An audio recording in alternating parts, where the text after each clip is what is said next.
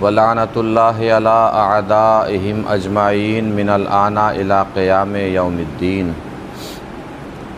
اما بعد فقد قال اللہ الحکیم فی القرآن الکریم بسم اللہ الرحمن الرحیم۔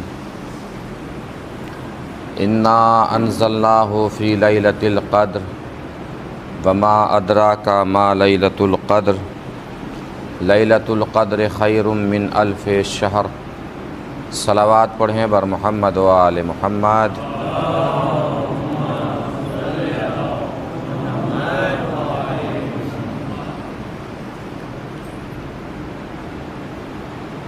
روز شہادت بنت رسول الثقلین مادر حضرات حسنین حضرت فاطمۃ الزہرا سلام اللہ علیہا،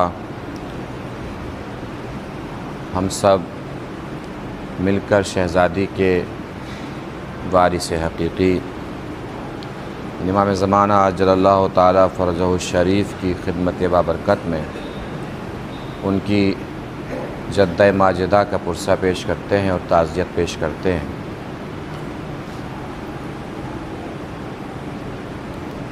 اسی سلسلے سے سورہ مبارک قدر کو سرنامہ کلام اور بیان قرار دیا ہے۔ مسلسل 4 دن آپ حضرات فدق کے سلسلے سے گفتگو سماعت فرماتے رہے۔ آج کی گفتگو شہزادی کی فضیلت کے حوالے سے سورہ مبارک قدر قرآن مجید کا عظیم المرتبہ سورہ، جس میں پروردگار عالم ارشاد فرما رہا ہے انا انزلناہ فی لیلۃ القدر، ہم نے قرآن کو لیلۃ القدر میں نازل کیا، شب قدر میں نازل کیا۔ وما ادراک ما لیلۃ القدر، تم کیا جانو لیلۃ القدر کیا ہے؟ لیلۃ القدر خیر من الف شہر، لیلۃ القدر 1000 مہینوں سے بہتر ہے، 1000 مہینوں سے افضل ہے۔ تنزل الملائکۃ والروح فیہا باذن ربہم من کل امر، لیلۃ القدر میں فرشتے نازل ہوتے ہیں اللہ کا حکم لے کر، امر لے کر۔ کس لیے نازل ہوتے ہیں؟ اللہ کی اجازت سے لوگوں کے امور لے کر فرشتے زمین پہ نازل ہوتے ہیں۔ سلام ہی حتی مطلع الفجر، لیلۃ القدر امن اور سلامتی کا مرکز بنی رہتی ہے جب تک فجر طلوع نہ ہو جائے۔ یہ سورہ مبارکہ قدر کا ترجمہ ہے۔ اس کا آغاز پروردگار عالم نے فرمایا ہے انا انزلناہ فی لیلۃ القدر، ہم نے قرآن کو لیلۃ القدر میں نازل کیا۔ کہاں نازل کیا؟ قرآن کو کب نازل کیا؟ لیلۃ القدر میں۔ آپ سورہ مبارکہ پر توجہ فرمائیں گے تو آپ محسوس کریں گے، یا قرآن میں جا کے آپ ترجمہ دیکھیے گا اس سورہ مبارکہ قدر کا، انا انزلناہ، ہم نے قرآن کو نازل کیا۔ بس یہیں تک قرآن کا ذکر ہے، یہیں تک قرآن کا تذکرہ ہے۔ اس کے بعد پورے سورے میں قرآن کا ذکر کہیں نہیں ہے۔ انا انزلناہ، ہم نے قرآن کو نازل کیا، بس قرآن کا ذکر یہاں پہ ختم ہے، قرآن کا تذکرہ یہاں پہ تمام ہے۔ اس کے بعد پورے سورے میں کہیں قرآن مجید کا کوئی تذکرہ اور کوئی ذکر نہیں ہے۔ پھر کس کا ذکر ہے؟ اس کے بعد پورے سورے میں لیلۃ القدر کے فضائل بیان کیے گئے ہیں۔ ہم نے قرآن کو لیلۃ القدر میں نازل کیا، یہاں تک قرآن کا تذکرہ۔ اس کے بعد پورے سورے میں لیلۃ القدر کے فضائل بیان کیے ہیں پروردگار۔ کیا لیلۃ القدر؟ تم کیا جانو لیلۃ القدر کیا ہے؟ لیلۃ القدر 1000 مہینوں سے بہتر ہے۔ لیلۃ القدر میں فرشتے نازل ہوتے ہیں لوگوں کے امور لے کر اللہ کی اجازت سے۔ لیلۃ القدر امن اور سلامتی کا مرکز بنی رہتی ہے۔ پہلے لفظ میں قرآن کی فضیلت، پھر باقی پورا سورہ لیلۃ القدر کے فضائل میں ہے۔ قرآن کی فضیلت بیان کر رہا ہے پروردگار، تو پورا سورہ قرآن کی فضیلت میں بیان کرتا۔ لیلۃ القدر کے فضائل کیوں بیان کر رہا ہے؟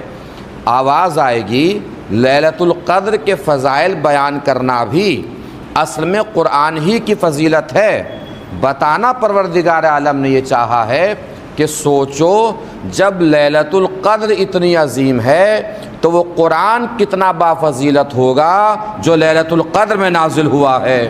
بالکل ایسے ہی جیسے اللہ نے قرآن میں کعبے کے فضائل بیان کیے، کعبہ جو اول بیت ہے، کعبہ جو بیت محرم ہے، کعبہ جو اللہ کا گھر ہے، کعبہ جس کو 2 نبیوں نے بنایا ہے، کعبہ جس کا طواف ہوتا ہے، کعبہ جس کی طرف عبادت ہوتی ہے، یہ کعبے کی اتنی عظمت کیوں بیان کی جا رہی ہے؟ یہ بتانے کے لیے بیان کی جا رہی ہے کہ سوچو جب کعبہ اتنا بڑا ہے تو وہ شخص کتنا بڑا ہوگا جو کعبے کے بیچ میں پیدا ہوا ہے۔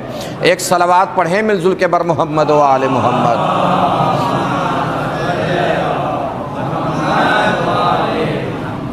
اب آئیے انا انزلنا ہو گیا، قرآن کو نازل کیا۔ اب اصل جو اس وقت کے موضوع گفتگو ہے وہ ہے لیلۃ القدر۔ ہمیں سمجھنا ہے کہ لیلۃ القدر کیا ہے۔ سمجھنے سے پہلے یہ سمجھیے کہ پوری امت مسلمہ میں جتنے بھی اسلامک فرقے ہیں سب میں تنہا ترین آپ وہ لوگ ہیں جن سے قرآن باتیں کرتا ہے۔ آپ کے علاوہ قرآن کسی سے بات نہیں کرتا۔ قرآن علی والوں کے علاوہ کسی کو منہ ہی نہیں لگاتا۔ قرآن باتیں ہی ان سے کرتا ہے جن کے دل میں اہل بیت کی محبت ہوتی ہے۔ باتیں کرنے کا کیا مطلب ہے؟ اگر کوئی قرآن پڑھے، قرآن کی تلاوت کرے اور قرآن کی تلاوت کر کے اٹھ جائے اور یہ کہے کہ ہمیں نہیں پتہ کہ اس سورہ میں کیا کہا جا رہا ہے، اس آیت سے کون مراد ہے، اس لفظ سے کون سی شخصیت مراد ہے، اس کا مطلب قرآن سے اس کا رشتہ صرف رٹنے اور یاد کرنے کا ہے، باتیں کرنے کا نہیں ہے۔ قرآن سے اس کی کسی طریقے کی دوستی نہیں ہے، کسی طریقے کی رفاقت نہیں ہے۔ اور تنہا ترین آپ وہ لوگ ہیں جن کے پاس قرآن کے ہر لفظ کا وجود موجود ہے۔ توجہ دیجیے گا عزیزو، قرآن کے ہر لفظ کا وجود موجود ہے۔ کوئی بھی دنیا میں لفظ ہو، کوئی بھی لفظ ہو، اس کا خارج یعنی باہر میں وجود ہونا ضروری ہے۔ آپ جتنے افراد یہاں بیٹھے ہیں کچھ بھی بولیے، کوئی بھی لفظ جو سمجھ میں آ رہا ہو بول لیجئے، اس کا خارج میں کوئی نہ کوئی کردار ہونا ضروری ہے۔ مثلا آپ نے کہا فین، پنکھا، تو یہ تو لفظ ہے، خارج میں اس کا کردار کون ہے؟ یہ جو آپ کے اوپر چل رہا ہے۔ آپ نے جو بولا لفظ ہے، اس لفظ کا وجود کیا ہے؟ وہ پنکھا۔ آپ نے کہا مسجد، یہ تو لفظ ہے، اس کا وجود کیا ہے؟ جہاں آپ بیٹھے ہیں۔ مولانا جعفر رضوی کسی نے کہا تو یہ لفظ ہے، اس کا خارج میں وجود کون ہے؟ میں ہوں جو ممبر پہ بیٹھا ہوں۔ آپ نے کہا موبائل، یہ لفظ ہے، اس کا خارج میں کردار یہ ہے جو یہاں لگا ہوا ہے۔ آپ نے کہا ٹوپی، یہ لفظ ہے، خارج میں کردار کیا ہے؟ جو آپ نے پہنی ہوئی ہے۔ آپ نے کہا چشمہ، یہ لفظ ہے، خارج میں کردار کیا ہے؟ جو آپ نے لگایا ہوا ہے۔ کوئی بھی لفظ بول کے دیکھ لیجئے، اس کا خارج میں کوئی نہ کوئی کردار ہونا ضروری ہے۔ اسی طریقے سے قرآن مجید میں جتنے بھی احکام اللہ کی طرف سے وارد ہوئے ہیں وہ قرآن کے اعتبار سے لفظ ہیں، ان کا خارج میں کوئی نہ کوئی کردار ہونا ضروری ہے۔ توجہ فرمائیے گا، کس لیے کردار ہونا ضروری ہے؟ اس لیے کہ قرآن نے پہلے ہی بتا دیا، الف لام میم ذالک الکتاب لا ریب فیہ ھدی للمتقین۔ یہ قرآن کیا ہے؟ متقین کے لیے ہدایت ہے، اور ہدایت اس وقت تک مکمل ہو ہی نہیں سکتی جب تک خارج میں کوئی کردار موجود نہ ہو، اس وقت تک ہدایت مکمل نہیں ہو سکتی۔ آپ بچپن میں اپنے بچوں کو سکھاتے ہیں ABCDEFGHIJ، تو بچوں کو سمجھ میں آ جاتا ہے؟ کیسے سمجھاتے ہیں؟ A لکھتے ہیں الفابیٹ، اس کے سامنے A فور ایپل لکھنا پڑتا ہے آپ کو، تاکہ بچوں کو سمجھ میں آئے کہ A کیا ہے۔ یہ B لکھتے ہیں تو B four bird, B four ball, B four bat, لکھنا پڑتا ہے کہ نہیں لکھنا پڑتا؟ لفظ کو وجود کے ذریعے سے پہچانواتے ہیں آپ، ہدایت کر رہے ہیں نا بچے کی، سکھا رہے ہیں بچے کو، تعلیم دے رہے ہیں بچے کو. تو بچے کو بھی سکھانا اس وقت تک نہیں ہو سکتا جب تک خارج کے کسی وجود سے اس کو آپ سمجھائیں نا. صرف ABCD بچے کو بھی سمجھ میں نہیں آئے گی، الف ب ت س ج ح خ یہ بچے کو بھی سمجھ میں نہیں آئے گا. اسی طریقے سے جو اللہ نے ہدایت کرنا چاہیے اپنے بندوں کی، اس وقت تک مکمل ہو ہی نہیں سکتی جب تک اس کا خارج میں کوئی کردار موجود نہ ہو. مثلا اللہ نے کہا نماز پڑھو، اقیم الصلاۃ، نماز پڑھو، یہ تو کہہ دیا اللہ نے نماز پڑھو. بھائی اس وقت تک ہمیں پتہ ہی نہیں چل سکتا کہ نماز کیا ہے جب تک خارج میں کوئی کردار ہمیں نماز پڑھ کے نہ دکھائے کہ ایسے پڑھو. یہی بات ہے نا. اللہ نے کہا روزہ رکھو، کیسے رکھیں گے روزہ؟ جب تک کوئی خارج میں کردار موجود نہ ہو جو ہمیں روزہ رکھ کے دکھائے کہ ایسے رکھو. حج کرو، جب تک خارج میں کوئی کردار موجود نہ ہو کہ ایسے حج کرنا ہے. توجہ فرما رہے ہیں. اور یہ آپ کی تو اتنی عظمت ہے، قرآن کے لفظ چھوڑیے، لغت ڈکشنری میں بھی جو لفظ آئے ہیں، تنہا ترین آپ وہ لوگ ہیں جن کے پاس ہر لفظ کا کردار موجود ہے. ابھی میں قرآن کی بات نہیں کر رہا ہوں، ابھی تو ڈکشنری میں آ جائیے. مثلا لغت اور ڈکشنری نے کہا شجاعت، جیسے لغت نے شجاعت کہا فوراً آپ کے ذہن میں وہ کردار آ جائے گا جو بہادر ہے. لغت نے جیسے ہی کہا سخاوت، فوراً آپ کے ذہن میں وہ کردار آ جائے گا جو سخی ہے. اسی طریقے سے قرآن میں جتنے الفاظ ہیں سب کا آپ کے پاس کوئی نہ کوئی کردار موجود ہے. مثلا قرآن نے کہا صراط مستقیم، تو آپ کو پتہ ہے صراط مستقیم کون ہے. قرآن نے کہا نبأ عظیم، تو آپ کو پتہ ہے نبأ عظیم کون ہے. قرآن نے کہا قربا، تو آپ کو پتہ ہے نبی کے رشتہ دار کون کون ہیں. قرآن نے آپ کو آیہ تطہیر سنائی، تو آپ کو پتہ رہتا ہے کہ چادر تطہیر کے نیچے کون کون موجود ہیں. اور اب آپ کی آوازیں اور آپ کی عقیدتیں چاہوں گا اس جملے پر اگر کیفیت پہنچ جائے. قرآن کا لفظ چھوڑیے، قرآن کی آیت چھوڑیے، قرآن کا سورہ چھوڑیے، قرآن کا حرف چھوڑیے، تنہا ترین کائنات اسلام میں آپ وہ لوگ ہیں جن کے پاس قرآن کے بے کے نیچے جو نقطہ لگا رہتا ہے اس کا بھی وجود موجود ہے. ایک صلوات پڑھے مل جل کے بر محمد و آل محمد.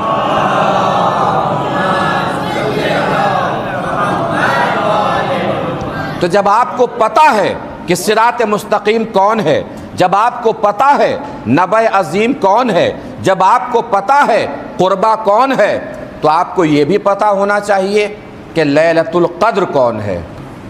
پتہ ہونا چاہیے کہ نہیں پتہ ہونا چاہیے کہ لیلۃ القدر کون ہے؟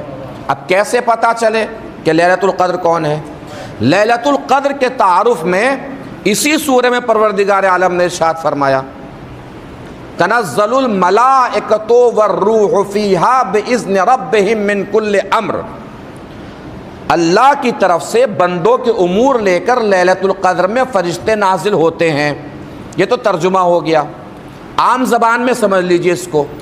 یعنی لیلۃ القدر وہ رات ہے جس میں اللہ لوگوں کے نصیب بناتا ہے، لوگوں کے مقدر بناتا ہے.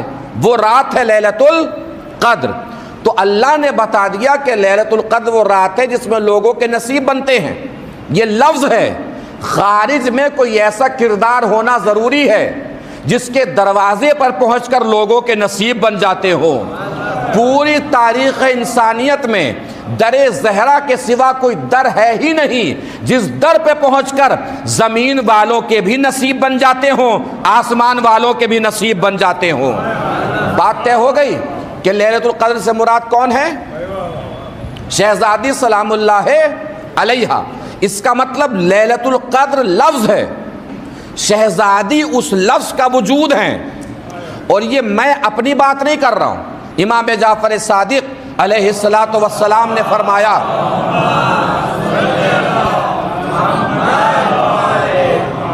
کہ اگر کوئی شخص لیلۃ القدر کو اس کے اعمال، افعال اور ارکان کے ساتھ حاصل کر لے، پا لے، یعنی لیلۃ القدر کے اعمال بجا لائے، تو پروردگار اس کے سارے گناہ معاف کر دیتا ہے، چاہے زمین کے ذروں کے برابر ہوں یا آسمان کے تاروں کے برابر ہوں۔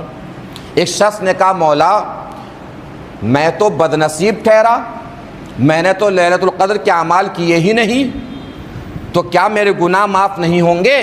مولا نے فرمایا گھبرانے کی ضرورت نہیں ہے، اللہ تجھے بھی لیلۃ القدر کا ثواب دے دے گا۔ کہ مولا کیسے؟ کہ دو لڑے ہوئے مومن بھائیوں کو آپس میں ملا دے، اللہ تجھے لیلۃ القدر کا ثواب دے گا۔ اس نے کہا مولا کبھی ایسا بھی نہیں کر پایا۔ کہ اب بھی گھبرانے کی ضرورت نہیں ہے، اللہ تجھے لیلۃ القدر کا ثواب دے گا۔ کہ مولا کیسے ثواب دے گا؟ کہ کسی غریب مومن بھوکے کو پیٹ بھر کے کھانا کھلا دے، اللہ تجھے لیلۃ القدر کا ثواب دے گا۔ اس نے کہا مولا کبھی ایسا بھی نہیں کر پایا، اب جاگیے گا، پوری طاقت سے پڑھنے جا رہا ہوں، پوری طاقت سے سننا ہے، دشمن زہرا کے اوپر جتنی طاقت ہے اتنی طاقت سے لعنت کرنی ہے، اندر بیٹھے ہوں یا باہر بیٹھے ہوں، روایت مکمل کرنے جا رہا ہوں۔ مولا نے فرمایا اب بھی گھبرانے کی ضرورت نہیں ہے، تو لیلۃ القدر کے اعمال نہیں کر پایا، دو لڑے ہوئے مومن بھائیوں کو آپس میں ملا بھی نہیں پایا، کسی بھوکے مومن غریب کو کھانا بھی نہیں کھلا پایا، تب بھی گھبرانے کی ضرورت نہیں ہے، اللہ تجھے لیلۃ القدر کا ثواب دے گا۔ کہ مولا کیسے؟ کہ لیلۃ القدر سے مراد میری دادی فاطمہ زہرا ہے، گھر جا اور زہرا کے دشمنوں پہ لعنت کر کے سو جا۔ ایک صلوات پڑھیں مل جل کے بر محمد و آل محمد۔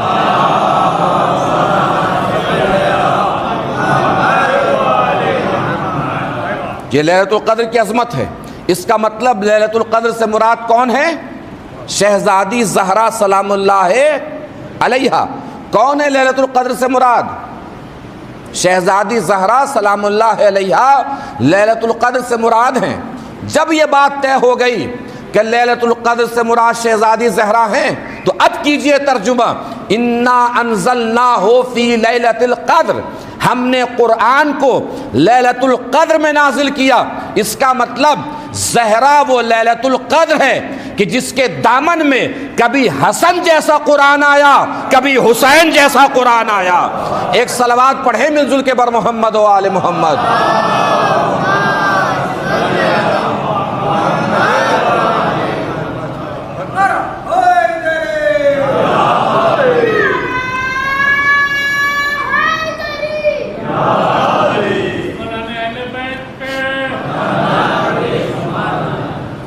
توجہ فرما رہے ہیں؟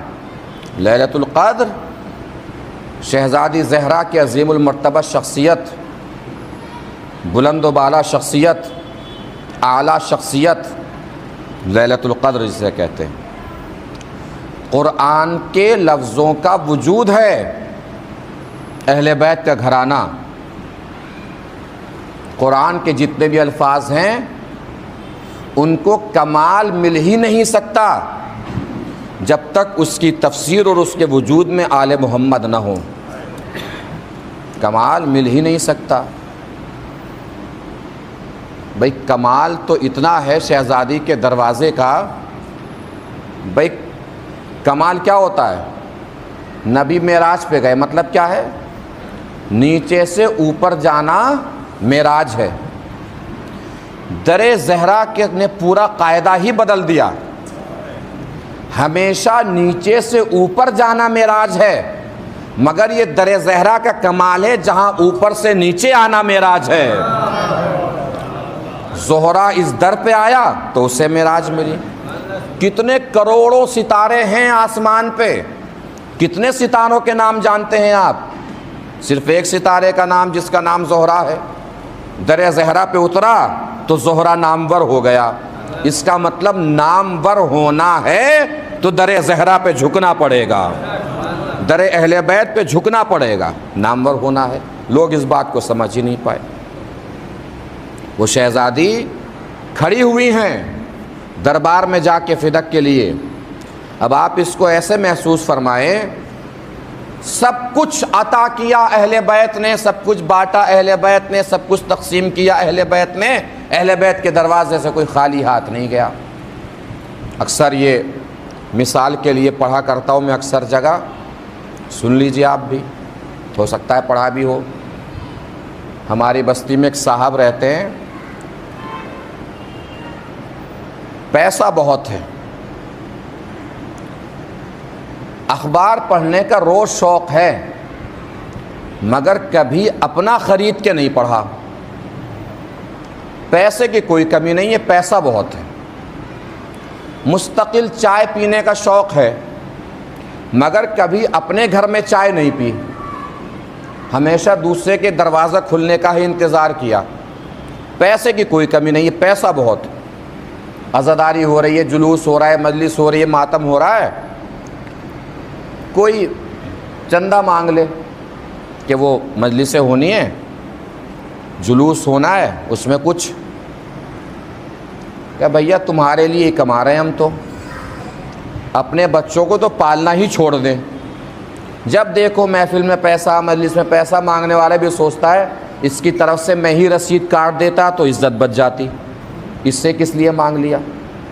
12 بجے کوئی آ جائے، دروازہ کھٹکھٹا دے، دل سینے سے اچھل کے حلق میں اٹک جاتا ہے۔ 12 بجے آیا ہے، تھوڑی دیر بیٹھے گا، 1-2 بجا دے گا، کھانے کا ٹائم ہو جائے گا، پتہ چلا پینے چائے آیا ہے، جائے گا کھانا کھا کے۔ بچے سے کہلوا دیتے بیٹا جا کے کہہ دو ابا گھر پہ نہیں ہے۔ پیسہ بہت ہے، پیسے کی کوئی کمی نہیں ہے۔ ایسے انسان کے گھر کسی دن چوری ہو جائے، کیا ہو جائے؟ چوری۔ پورے معاشرے، پوری قوم، پورے سماج، کسی بھی جوان کے چہرے پر افسوس کے آثار نمایاں نہیں ہوں گے۔ ملیں گے نا یہاں مسجد کے باہر رات میں ایک دوسرے کو کوہنیاں مار رہے ہوں گے کہ دیکھا پورا بچا رہا تھا، چور ایک دن میں صاف کر کے لے گیا۔ کوئی کہے گا اگر یہ چور ہمیں مل جائے ہم تو ہاتھ ہی چوم لیں۔ ایک صاحب اور رہتے ہیں، بھی کھانسی اٹھی کسی کو مجلس میں، باہر نکل کے پوچھا کہ بھائی خیریت ہے، طبیعت ٹھیک ہے؟ کہہ رہے وہ ڈاکٹر صاحب کے ہاں جا رہا تھا، مجلس کا ٹائم ہو گیا، میں نے سوچا پہلے مجلس کر لے پھر ڈاکٹر کے ہاں جائیں۔ کہا چلو ڈاکٹر کیا، میں گاڑی سے آیا ہوں، بیٹھو چل رہے ہیں ڈاکٹر کیا۔ کہہ رہے میں پرس تو اٹھا لوں گھر سے۔ ارے کیسا پرس یار، میں ہوں ساتھ میں، چلو ڈاکٹر کے یہاں۔ کسی کو منڈے ٹیوزڈے ویڈنسڈے بچے کو گلی میں ٹہلتے ہوئے دیکھ لیں، پوچھے بیٹا اسکول نہیں گئے؟ کہا وہ ابا ممبئی رہتے ہیں، وہ پیسے نہیں آ پائے تھے، فیس جمع نہیں ہو پائی۔ جیب سے نکالتے ہیں کہ لو لے جا کے بھرو فیس، جاؤ۔ کرے وہ ابا رے کیسے ابا، ہم بھی تمہارے بڑے ہیں، پڑھو لکھو، سورت کا نام روشن کرو۔ ان کے پاس پیسہ تو بہت نہیں ہے مگر دل بہت بڑا ہے۔ کوئی 12 بجے آ جائے، 2 بجے جانے لگے، پوچھتے کہاں؟ کہ جا رہے ہیں گھر، کھانا کھائیں گے۔ ارے کیسا کھانا گھر پہ، یہیں کھاؤ، جو بھی روٹی چٹنی ہے، روٹی دالیں ساتھ میں بیٹھ کے کھائیں گے۔ پیسہ بہت نہیں ہے، دل بہت بڑا ہے۔ کوئی 50 روپے مانگے، 100 روپے جیب سے نکل جاتے ہیں۔ پیسہ بہت نہیں ہے، دل بہت بڑا ہے۔ گھر والوں سے بتایا ہوا ہے کہ رات کے 12 بجے بھی آ کے دروازہ کھٹکھٹا دے، اور ضرورت مند ہو تو اس وقت واپس نہ جائے، اس وقت تک جب تک اس کی ضرورت پوری نہ ہو جائے۔ پیسہ بہت نہیں ہے، دل بہت بڑا ہے۔ ایسے انسان کے گھر کسی دن چوری ہو جائے، اگلے دن کھڑے ہوں گے جوان آستین الٹے ہوئے، کہیں مل جائے چور، مار دیں گے، کاٹ دیں گے، دانت توڑ دیں گے، اتنے تماچے ماریں گے، منہ لال کر دیں کہیں سے چور مل جائے۔ ایک خالہ اماں گزر رہی تھی، انہوں نے پوچھا بھائی چور ملا؟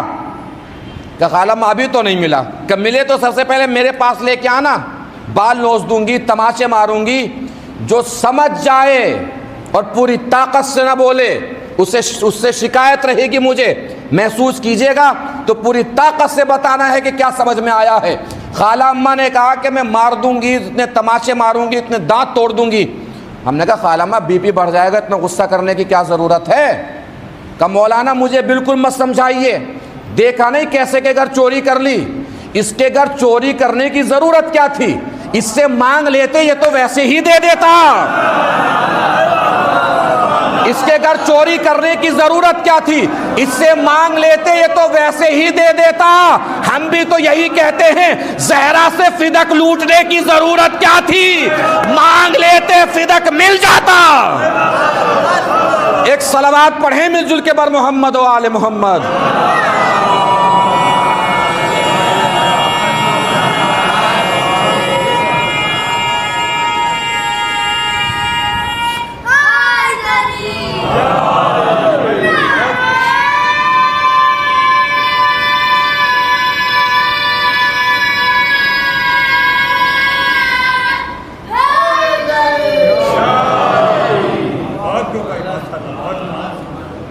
فدق کے لیے شہزادی دربار میں کھڑی ہے، مظلومہ، مقتولہ، شہیدہ، راہ ولایت کی پہلی شہیدہ ہے زہرا، ایک بیٹی کے عنوان سے عظیم المرتبت، ایک ماں کے عنوان سے عظیم المرتبت، ایک زوجہ کے عنوان سے عظیم المرتبت، علی کی شریک بن کے رہیں زہرا جب تک رہی، علی کی مددگار بن کے رہیں شہزادی جب تک رہی۔ اور یہ میں پہلے دن سے عرض کر رہا ہوں، فدق کا مسئلہ پراپرٹی کا نہیں ہے، کوئی یہ نہ سمجھے کہ شہزادی پراپرٹی لینے گئی ہیں۔ ایک آنسو پہ باغ جنا دینے والے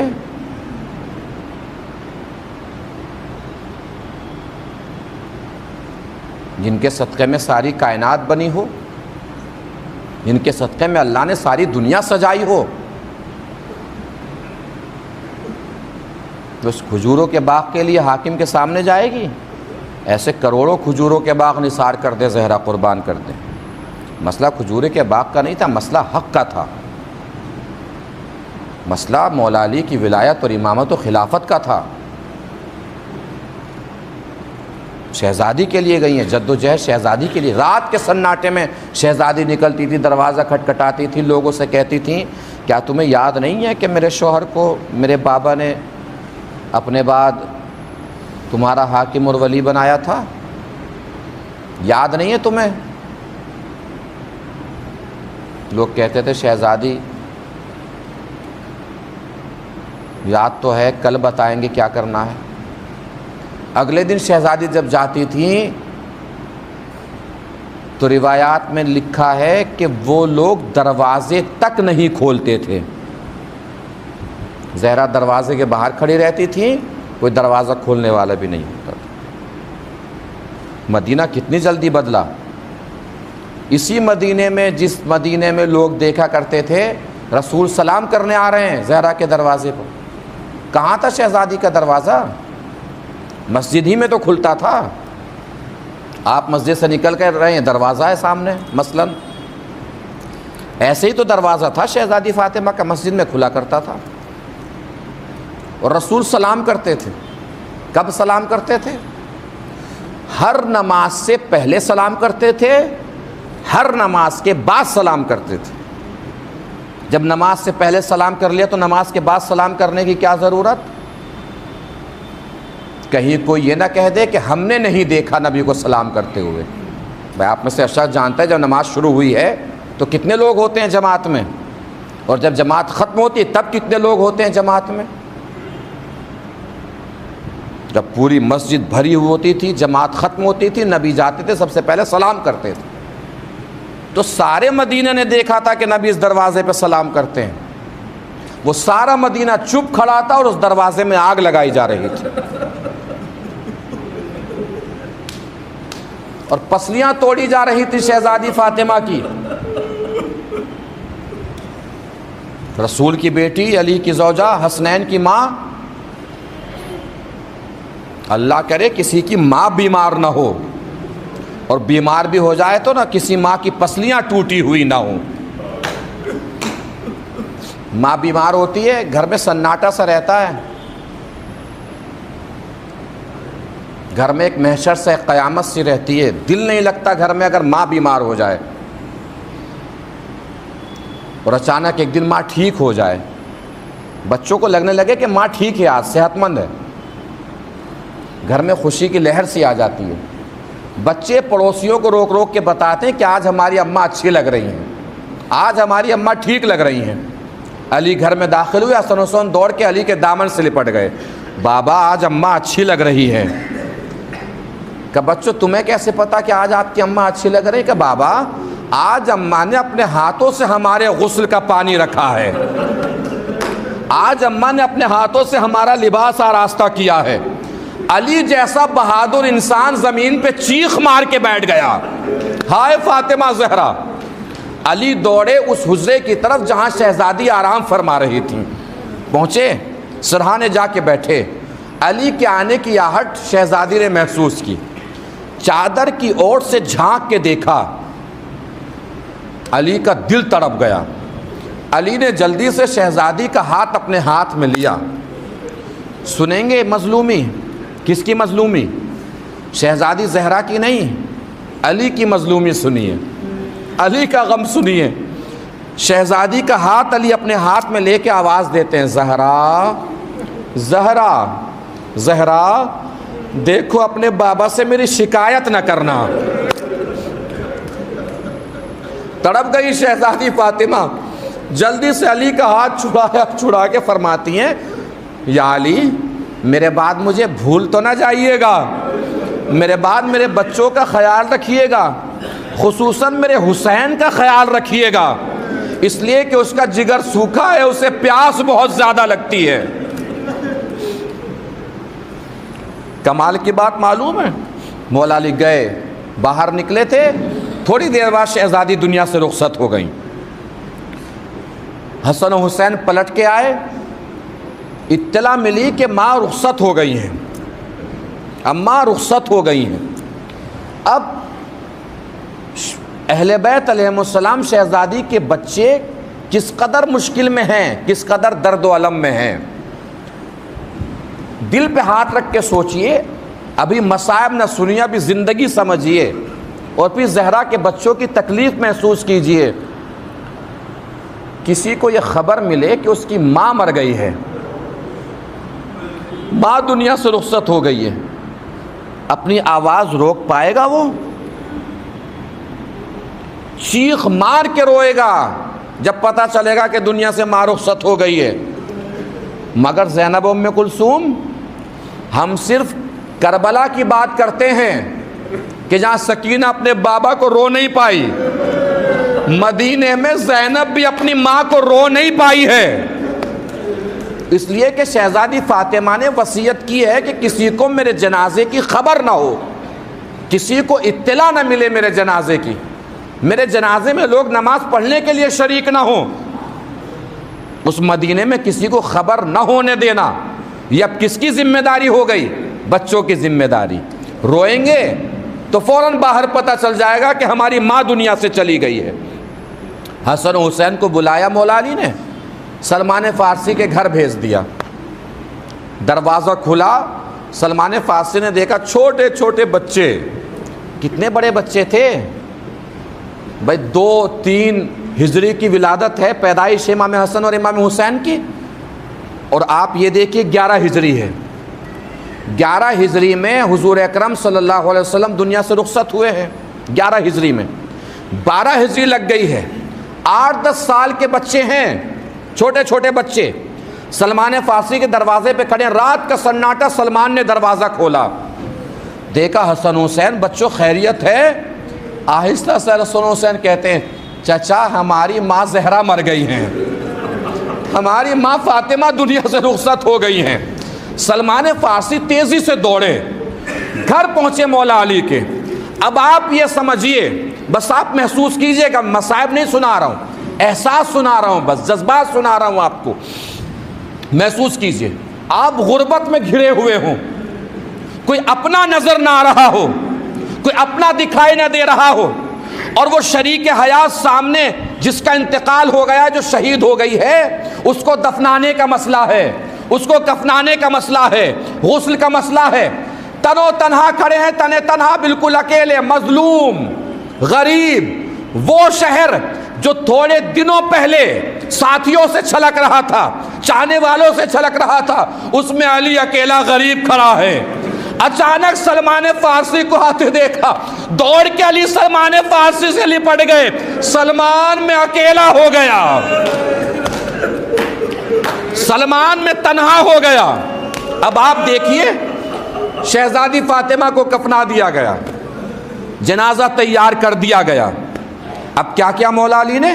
سب سے کہا کہ سب جائیں اور رخصت ہو لیں. زینب آگے بڑھی، رخصت ہو گئی. کلثوم آگے بڑھی، رخصت ہو گئی. حسن آگے بڑھے، رخصت ہو گئے. ایک طرف حسین کونے میں کھڑے ہیں، وہ آگے نہیں بڑھتے. علی نے فرمایا، بیٹا حسین تم آگے بڑھ کے ماں سے رخصت نہ ہوگے. امام حسین نے آنکھوں میں آنسو بھر کے فرمایا، بابا ماں کی زندگی میں بھی بغیر ماں کے بلائے ماں کے پاس نہیں گیا ہوں. آج بھی جب تک ماں خود آواز نہ دے گی حسین نہیں جائے گا. عزاداروں بندے کفن ٹوٹے، دونوں ہاتھ نکلے، آواز دی آ میرے لال میری آغوش میں آ جا۔ حسین دوڑے، ماں کے گلے میں باہیں ڈال دی، بین کرنا شروع کیے، اور مقاتل کی کتابوں بین لکھے ہوئے جو مولا حسین نے کیے۔ اماں تنہا چھوڑ کے جا رہی ہیں، اماں کم سے کم اپنے حسین کو اپنے ساتھ لے کے چلتی، اماں کون ہمارا سہارا ہوگا؟ اماں ابھی حسین یہ بین کر رہے تھے کہ اچانک نہ جانے حسین کو کیا خیال آیا۔ مقتل لکھتا ہے کہ حسین نے گلے سے باہیں نکالی، سیدھے کھڑے ہوئے، ہاتھ جوڑے، آنکھوں میں آنسو بھرے، اماں اماں اماں یاد رکھیے گا اماں، آج آپ کا آخری وقت تھا، دیکھیے آپ نے بلایا، آپ کا حسین دوڑا دوڑا چلا آیا، اماں کل میرا بھی آخری وقت آئے گا اماں، اماں میں بھی آواز دوں گا، اماں دیر نہ کر دیجیے گا اماں۔